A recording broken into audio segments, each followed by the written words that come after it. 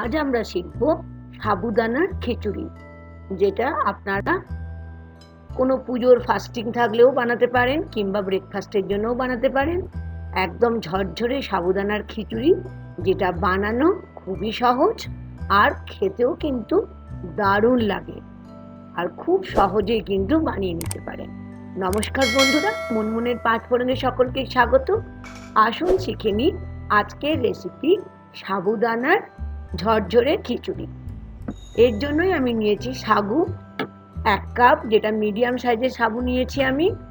এটা বেশ ভালো করে আমি রানিং ওয়াটারে মানে কলের জলে বেশ বার কয়েক ধুয়ে নিচ্ছি, তাহলে সাবুর মধ্যে যে একটা স্টার্চ থাকে মানে কার্বোহাইড্রেট যেটা থাকে সেটা আমাদের ধুলে সেটা চলে যাবে।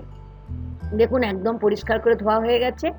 আমি এখানে 1 কাপ নিয়েছি সাবুদানা, সেই জন্য 1.25 কাপ নিলাম, মানে 3/4 কাপ জল নিলাম। দেখুন জলটা আমি দেখিয়ে দিলাম। জল কিন্তু একদমই ঠিকভাবে নিতে হবে, তা না হলে কিন্তু আমাদের সাবুদানার খিচুড়ি ঝরঝরে হবে না। আমি এটাকে 2 থেকে 3 ঘন্টা ভিজিয়ে রেখেছিলাম। 2 থেকে 3 ঘন্টা পর ফিরে এলাম। দেখুন আমি দেখিয়ে দিচ্ছি, কি দারুণ দেখেছেন, কি সুন্দর সাবুদানাগুলো ভিজে একদম ফুলে উঠেছে, একটু কিন্তু এক্সট্রা কোনো জলই নেই। এই জন্যই বললাম না যে জলটা কিন্তু খুব ভালো করে দেবেন। যে কাপ মেপে সাবুদানা নেবেন ঠিক সেই কাপ বা সেই বাটি মেপে জলটা দেবেন। 1 কাপ নিলে 1 কাপের কিন্তু কম দিতে হবে, 1.25 কাপ। আচ্ছা, এবার দেখুন কি করছি। আমি নিয়েছি 3/4 কাপ মানে 1.25 কাপ নিয়ে নিয়েছি রোস্টেড বাদাম।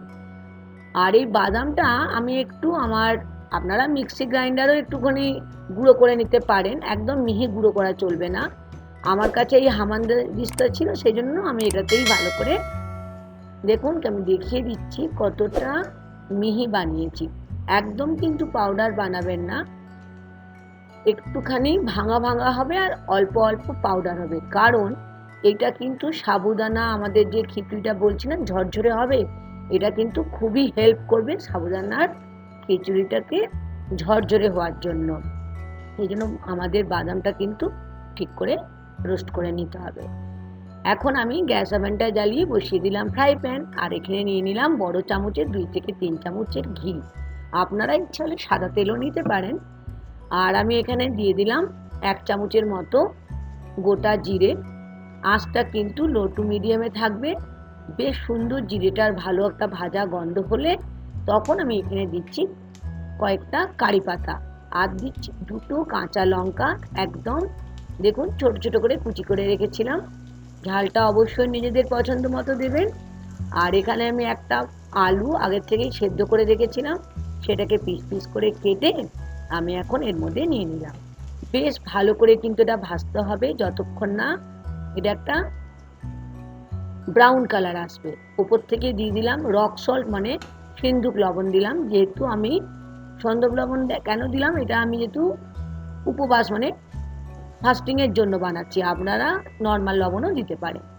আর এই দেখুন বাদাম যেটা আমি করে রেখেছিলাম আধা গ্রাইন্ড, সেইটার অর্ধেকটা দিলাম আর অর্ধেকটা কিন্তু রেখে দিলাম। কেন রেখে দিলাম সেটা আমি পরে বলছি। এখন বেশ ভালো করে কিন্তু আমাদের আলুর সঙ্গে বাদাম ভাজাটাকে ভালো করে ফ্রাই করে নিতে হবে 1 থেকে 2 মিনিটের মতো। যখন দেখবেন সুন্দর একটা গন্ধ হচ্ছে, তখন যে সাবুদানাটা ভিজিয়ে রেখেছিলাম সেটা আমি এখন এর মধ্যে দিয়ে দিচ্ছি। আর সাবুদানা খিচুড়িতে যখন বানাবেন, যেটা মেন আপনাদের খেয়াল রাখতে হবে, সাবুদানাটা কিন্তু জল দিয়ে যখন ভেজাবেন জলটা কিন্তু যেন একদম পরিমাণটা ঠিক হয়, তবেই ঝরঝরে কিন্তু সাবুদানা খিচুড়ি হবে। আর দেখছেন কেমন ট্রান্সপারেন্ট হয়ে গেল আস্তে আস্তে, মানে আমাদের সাবুদানার খিচুড়ি প্রায় রেডি হয়ে গেছে। আর উপর থেকে আমি ছড়িয়ে দিচ্ছি কিছুটা ধনেপাতা, আর আমি দিয়ে দেবো যে খানিকটা বাদাম আমি বাঁচিয়ে রেখেছিলাম, সেই খানিকটা বাদাম। এই বাদামটা কিন্তু সাবুদানার খিচুড়িটাকে ঝরঝরে করতে কিন্তু খুবই হেল্প করবে। এখন গ্যাসের ফ্লেমটাকে অফ করে দিয়ে একটা লেবু ওপর থেকে আমি লেবু রসটা দিয়ে দিলাম। ব্যাস, আমাদের আজকের রেসিপি সাবুদানার ঝরঝরে খিচুড়ি তৈরি হয়ে গেল। আর খুবই সহজেই কিন্তু বানিয়ে নিতে পারবেন। যদি আমার প্রসেসটা ফলো করেন।